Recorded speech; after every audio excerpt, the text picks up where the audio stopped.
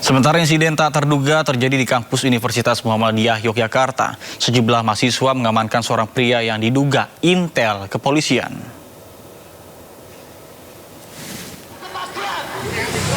Beginilah suasana heboh di kampus UMY saat sejumlah mahasiswa mengamankan seorang pria yang mengaku dari aparat kepolisian. Bahkan mahasiswa UMY akhirnya mendengarkan penjelasan dari yang bersangkutan, di mana pria tersebut mengaku dari Polda Daerah Istimewa Yogyakarta dan telah meminta maaf kepada pihaknya.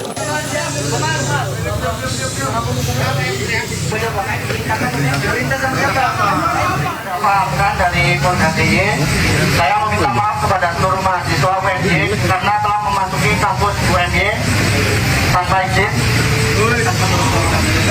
dan tanpa surat perintah. Dan saya tidak akan mengulangi perbuatan saya lagi.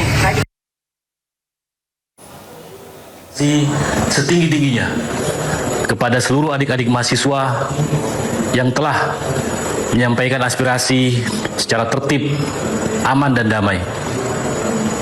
Terkait video yang beredar di media sosial, kami sampaikan bahwa pria yang ada dalam video tersebut adalah benar anggota Polda DIY dan merupakan petugas yang resmi terlibat dalam surat perintah pelayanan penyampaian pendapat di muka umum yang dilaksanakan pada hari ini di titik nol. Adapun kehadiran yang bersangkutan di lokasi adalah bagian dari pelaksanaan tugas dan murni dalam rangka mengawal keselamatan peserta aksi kembali ke kampusnya dalam keadaan aman dan selamat. Pemirsa, sekelompok mahasiswa yang menamakan dirinya sebagai Badan Eksekutif Mahasiswa atau BEM Bersatu menyebut ada yang menunggangi gerakan mahasiswa. Bahkan mereka menuduh mantan Ketua BEM UGM, Tio Ardianto, dekat dengan jaringan politik.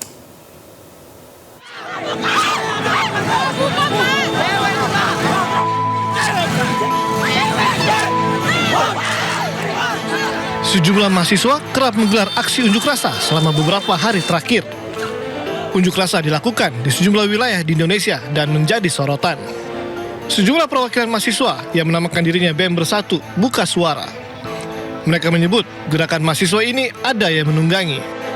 Kami melihat indikasi kuat keterlibatan aktor politik praktis dalam gerakan ini. Salah satu pimpinan aksi, Tio Ardianto, diduga memiliki kedekatan dengan jaringan politik tertentu. Mobil Fortuner yang digunakan diduga terdaftar atas nama Siti Nuraini, adik Letjen TNI Purnawirawan Setio Sularso, yang merupakan besan Jenderal TNI Andika Perkasa, tokoh tim pemenangan Ganjar Pranowo pada Pilpres 2024. Ketua BEM UGM, Tio Ardianto, langsung membantahnya dan mengklarifikasi terkait mobil yang digunakan dirinya. Siapa yang tidak khawatir Mas Andri Yunus yang seperti itu saja disiram air keras? Apalagi kita yang berbulan-bulan teriak maling berkompetisi, berbulan-bulan teriak presiden inkompeten, presiden yang tidak menghargai ilmu pengetahuan. Saya tidak ngomong bahwa saya lebih keras dari Mas Andri Yunus, tidak. Tapi bahwa potensi itu terjadi kembali pada saya itu ada. Sehingga adalah hal yang sangat masuk akal ketika ada saudara yang bersimpati, berpihak untuk minjamkan kendaraannya. Dan karena memang adanya cuma itu. Kalau saya berkepentingan untuk pinjam sendiri, saya pasti akan pinjam yang lain. Sementara itu, rencananya mahasiswa akan terus berunjuk rasa. Tidak hanya di Jakarta, namun juga di sejumlah daerah lain. Mereka menuntut perbaikan ekonomi di Indonesia.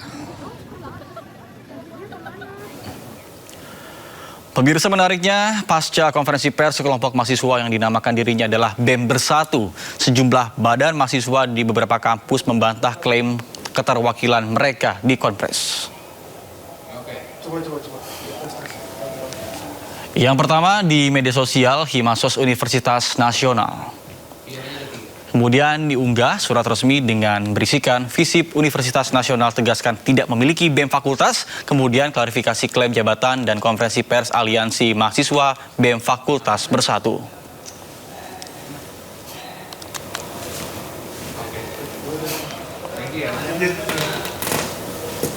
Bahkan tidak hanya itu, kolektif aksi dan juga budaya mahasiswa UNAS juga menuntut permintaan maaf secara terbuka kepada Sivitas Akademika Universitas Nasional dalam waktu 2 kali 24 jam atas tindakan pencatutan nama lembaga yang tidak eksis tersebut.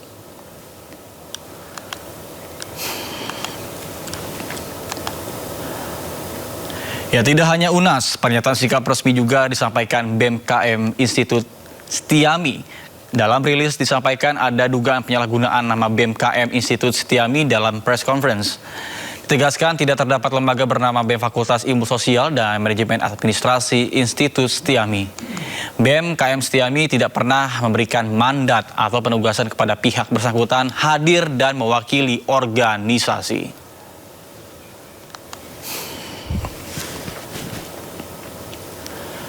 Berikutnya pernyataan sikap disampaikan oleh BEM FPSI UNJ. Ditulis pernyataan sikap tentang pelanggaran etik mengatasnamakan BEM FPSI UNJ tanpa persetujuan. BEM FPSI tidak pernah memberikan persetujuan kepada pihak tersebut untuk mewakilkan dan menggunakan nama BEM FPSI UNJ.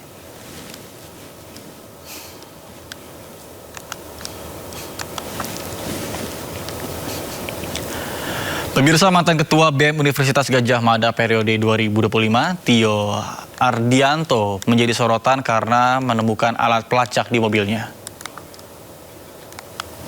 Ini ya? Ya, betul.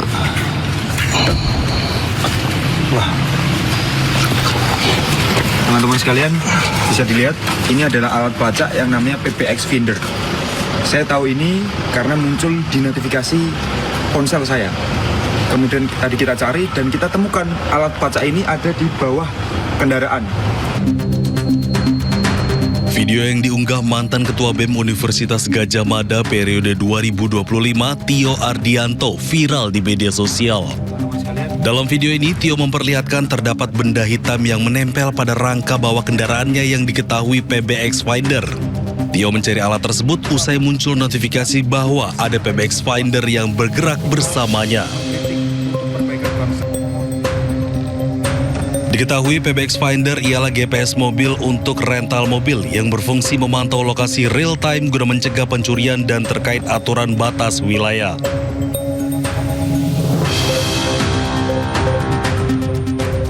PBX Finder merupakan perangkat wireless dengan ukuran kecil dan terkoneksi dengan Bluetooth ponsel.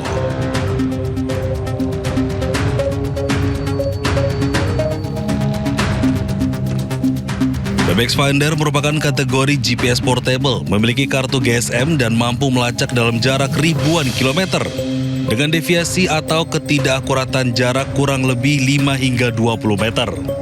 Alat ini dapat mengirimkan sinyal GPS selama terhubung dengan jaringan seluler atau satelit dan memiliki kekuatan baterai hingga 30 hari.